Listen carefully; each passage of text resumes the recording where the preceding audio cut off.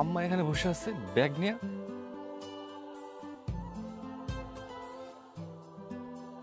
আম্মা জামাই বাবাজি কেমন আছে? কি ব্যাপার আম্মা, আপনি এখানে ব্যাগ নিয়ে বসে কান্নাকাটি করতেছেন কেন? কি হয়েছে? কয় কান্দাকাটি করতেছি? কি সয় নাই তো জামাই বাবাজি? আম্মা আপনি আমার সাথে মিথ্যা কথা বলেন না, সত্যি করে বলুন তো কি হয়েছে?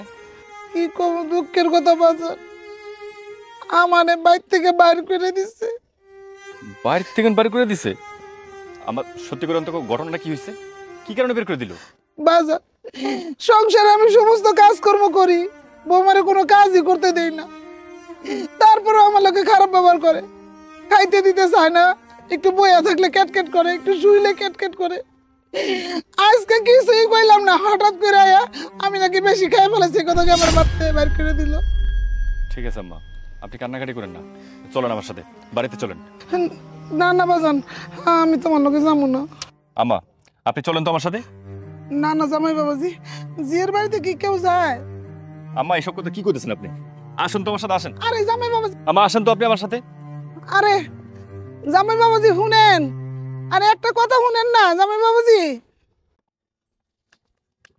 উর্মি, উর্মি, আরে কই তুমি? কি হয়েছে কি? আরে শোনো না, মায়ের নিয়ে আইছি।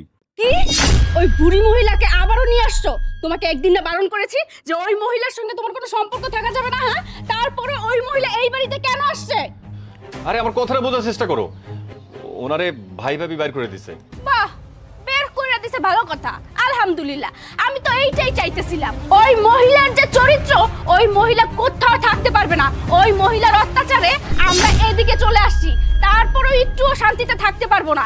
এই তোমার সাহস হলো কিভাবে যে তুমি ওই মহিলাকে আবার এখানে নিয়ে আসছো? ঝাঁটা দিয়ে বিদায় করব। আরে রাখো, দেখো উর্মি, তোমাকে একটা কথা বলি, তুমি কিন্তু জীবনে অনেক ভুল করছো, ঠিক আছে? এই ভুলটা তুমি করো না।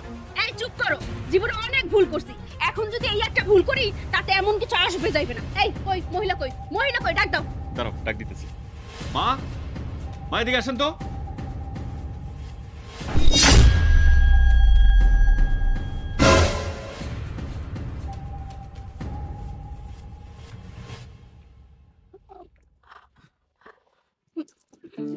মা, তুমি তুমি আসছো? দেখছো তোমার জামাই কত বড় বোকা? তুমি আসছো এটা আমাকে কিছুতেই বলেনি। বললে কি করতি? আদর করে সম্মান করে ঘরে নিয়ে আসতি। দেখছস, তুই তোর শাশুড়ির সাথে এই ব্যবহার করিস, এই জন্য তোর ভাই বউ আমার এত অত্যাচার করে। খেতে রিট খেতে ভাঙে, বুঝছো? আল্লাহ ছাড় দেয় কিন্তু ছাড়া যায় না, কারণ না কারোর উপর দিয়ে শোধ তুলে।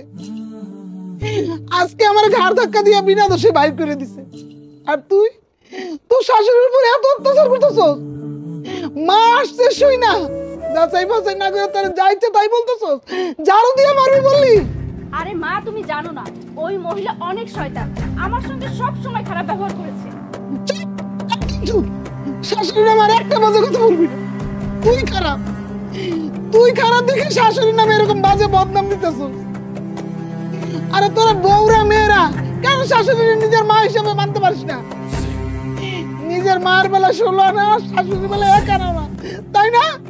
জানেন মা, যাতে করে আমার সংসারটা সুন্দর মতো চলে, এই সংসারে যেন কোনো অশান্তি ঝামেলা না হয়, সেই জন্য আমার মাকে রেখে ওকে নিয়ে আমি অন্য বাড়িতে এসে উঠছি। কিন্তু দেখেন, আজকে আপনাকে নিয়ে আসছি না আমার মাকে নিয়ে আসছি, সেটাও একবার জানার চেষ্টা করে নাই। শুধুমাত্র শুনছি মায়ের কথা। সে কি করবে, বাড়িতে ঢোকার আগে ঝাড়ু পর্যন্ত নিয়ে এসে মারা শুরু করছে। আমার কিছু বলার নেই মা। শোনো বাবাজি, এতদিন অনেক অসহায় ছিল, আর অসহায় হয়ে থাইকো না, এবার উঠে দাঁড়াও। দরকার হলে তুমি আমার মায়ের তালাক দিয়ে দাও, তবু তোমার মায়ের ঘরে নিয়ে আসো। মা, তুমি এটা কেমন কথা বলতেছো? তুমি আমার মা হয়ে তুমি তোমার জামাইকে ডিভোর্সের কথা বলতেছো? হ্যাঁ হ্যাঁ, ঠিকই বলেছে মা, যেটা বলেছে একদম ঠিক বলছে। ঠিক আছে, আমি এতদিন তোমার এই সমস্ত অত্যাচার সহ্য করছি, কিন্তু আর না। শুধুমাত্র তোমার কথা মতো আমি আমার মাকে এই বাড়ি থেকে বের করে আলাদা রাখছি। কেন রাখছি? এই সংসারটা যেন ভালো থাকে, এই সংসারে যেন কোনো রকম ঝামেলা সৃষ্টি না হয়। কিন্তু আমি ভুল করছি। আজকের পর থেকে আমার সাথে যদি তোমার সংসার করতে হয়, আমার মা এই বাড়িতে থাকবে, আমার মায়ের সাথে একসাথে সংসার করতে হবে। শোন মা, তোর একটা কথা বলি, এই যে তোর ভাইয়ের বউ আমার বাড়ি থেকে বের করে দিছে, তোর কি ভাল লাগতেছে? আমি বয়স্ক মানুষ, রাস্তা রাস্তায় ঘুরবো, নাহলে তোর কাছে থাকবো। এটা কি কোনো জীবন হইলো? তোর শাশুড়িরও তো আমার মতো এরকম কষ্ট হইতেছে, তাই না? আমরা মারা সন্তান কেন জন্ম দিই জানিস? বয়সকালে যেন সন্তানের ছায়ার তলে থাকতে পারি। বয়স হয়ে গেলে মাদের একটা ছায়ার দরকার হয়, বাবাদের একটা ছায়ার দরকার হয়, সেটা ছেলে হোক কিংবা মেয়ে হোক বা ছেলের বউ হোক।